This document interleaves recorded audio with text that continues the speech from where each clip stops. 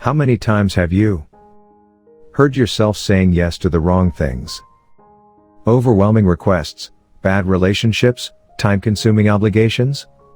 How often have you wished you could summon the power to turn them down? A well-placed no can not only save you time and trouble, it can save your life. No is an incredibly painful, brave word to say. How many times have you had to say no only to have it cause anguish, desperation, arguments, and anxiety?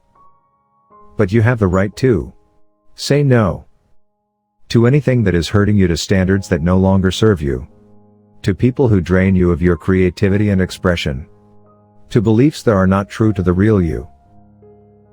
Saying no to negative chatter. Sometimes we get stuck in negative chatter that becomes a running commentary on our lives, much like a news anchor who only tells us the bad news that happens all day long. Saying no to social pressure. When we were children, we were taught to be polite, to be nice, and to say yes at all of the wrong moments.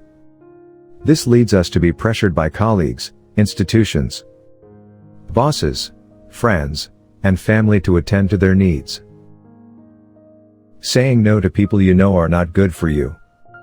You will never find your own creative talent by saying yes to all of the people who seek to drain you, with relationships that go nowhere, or people who try to control you or put you down, or people who cheat you or lie to you. Say no to jealousy. Jealousy is unavoidable, so take it for what it is, a roadmap to get yourself out of prison.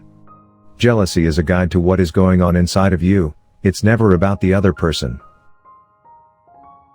Say no to being a slave. You wake up before dawn. You travel. You work hard.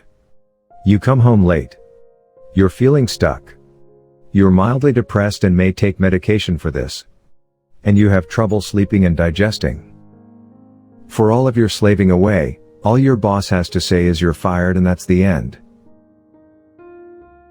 Say no to sudden thought attacks. I wake up at 3 in the morning every day. I can't help it. I almost have post-traumatic stress from the many times I've woken up in a panic at 3 in the morning to a flurry of bad thoughts. Say no to abusive people. Always ask yourself, how do I feel about myself when I am around this person? Do I feel good about myself? If the answer is no, you know you need to move away from the person. The key is not to engage. You need to quarantine the abusive person's disease and not let it spread. Otherwise it will make you sick, too. Say no to bad luck. We have a love affair with luck. Sometimes we chase it. Sometimes it teases us. Sometimes we have it for a while. Sometimes when we expect a kiss, it runs away in the rain, leaving us scared and lonely. Luck is something that is earned, and once you have earned it, you will always know how to get it back. You will say no to the people who try to bring you down, who try to use their own bad luck to control you because they can't climb to your heights. You will say no to the people who try to bring you down, who try to use their own bad luck to control you because they can't climb to your heights. Say no to incoming negative energies. People often try to provoke us. They want a response. They are lonely and they need us to be angry or upset or scared or ashamed so they won't be as lonely. And it's easy to fall into their trap, to get sucked into the vortex of negativity. The key is to notice it. Notice when it starts to well up in your head. Then stop it.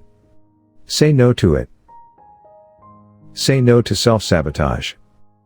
Think of your life as a train station. You are on the platform and you see a train approaching.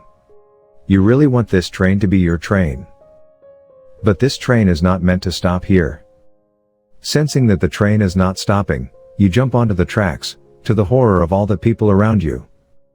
Meanwhile, the train that is meant for you, the one that is your train by divine design, is right behind this one.